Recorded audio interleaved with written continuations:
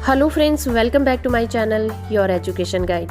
Friends, आज के इस वीडियो में हम बात करने वाले हैं कि एसआईपी और एसटीपी में क्या अंतर होता है और दोनों में से क्या ज़्यादा फायदेमंद होता है। तो वीडियो से आखिर तक जुड़े रहिए। वीडियो इन्फॉर्मेशन अच्छा लगे तो आप इस वीडियो को लाइक, शेयर और चैनल को सब्सक्राइब करना बिल्कुल मत भूलिएगा। तो जो लोग म्यूचुअल फंड में निवेश करते हैं उन्हें एसआईपी यानी कि सिस्टमेटिक इन्वेस्टमेंट प्लान के बारे में ज़रूर पता होगा। एसआईपी को निवेश का एक बहुत ही अच्छा और सेफ ऑप्शन माना जाता है। इस ऑप्शन में आपको एक साथ मोटी रकम का इन्वेस्टमेंट नहीं करना होता है, बल्कि आप थोड़े थोड़े पैसे जमा करके एक मोटा सा फंड इकट्ठा कर सकते हैं। और एक्सपर्ट भी म्यूचुअल फंड में निवेश करने के लिए इसी ऑप्शन को सबसे सही मानते हैं। एसआईपी के जरिए आप एक्सचेंज ट्रेडर फंड यानी कि ईटीएफ और म्यूचुअल फंड योजनाओं में निवेश कर सकते हैं। एसआईपी निवेश में अस्थिरता को संभालने का बहुत ही अच्छा तरीका है।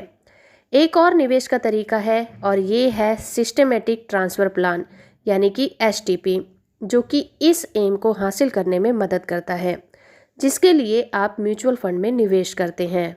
तो चलिए समझते हैं कि एसटीपी क्या है। असल में एसटीपी एसआईपी का ही एक प्रकार होता है जो निवेशकों को एक ही एसेट मैनेजमेंट कंपनी की एक योजना से दूसरी योजना में रेगुलेट टाइम गैप पर कुछ तय राशि ट्रांसफ़र करने की सुविधा प्रदान कर देता है। ये सुविधा निवेशकों को बिना किसी अड़चन के अलग अलग एसेट क्लास में स्विच करके निवेश पोर्टफोलियो को रीबैलेंस करने में मदद करता है। इससे अस्थिरता कम हो जाती है। अब अगर बात करें कि दोनों में से क्या बेहतर है, तो जैसे कि हमने पहले बात की, एसटीपी एक एसआईपी का ही एक प्रकार होता है। ये एसआईपी जैसा ही काम भी करता है।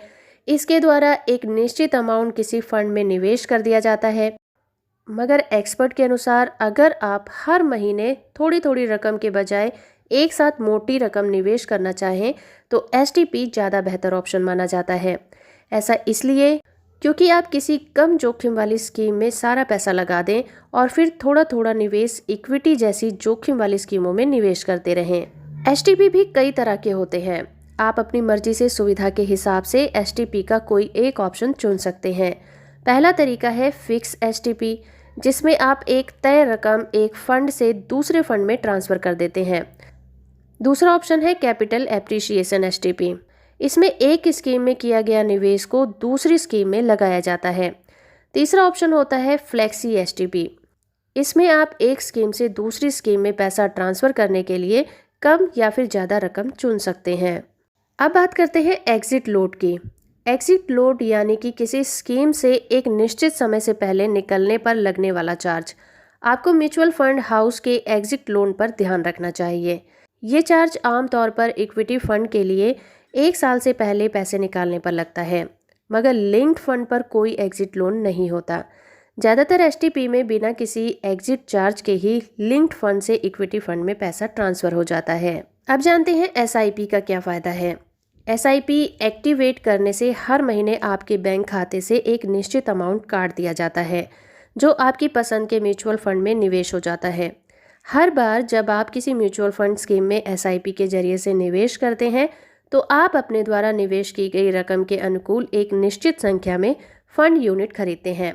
एसआईपी के जरिए से निवेश करते समय आपको बाजार को समय देने की जरूरत नहीं होती, क्योंकि आप तेजी और मंदी के बाजार के रुझानों से लाभान्वित होते रहते हैं। तो फ्रेंड्स, होप कि अब आपको समझ आया होगा कि एसआईपी और एसटीपी में क्या अंतर होता है और क्या ज़्यादा फायदेमंद है। तो वीडियो इन्फॉर्मेशन अच्छा लगा है तो आप इस वीडियो को लाइक, शेयर और चैनल को सब्सक्राइब करना बिल्कुल मत भूलिएगा।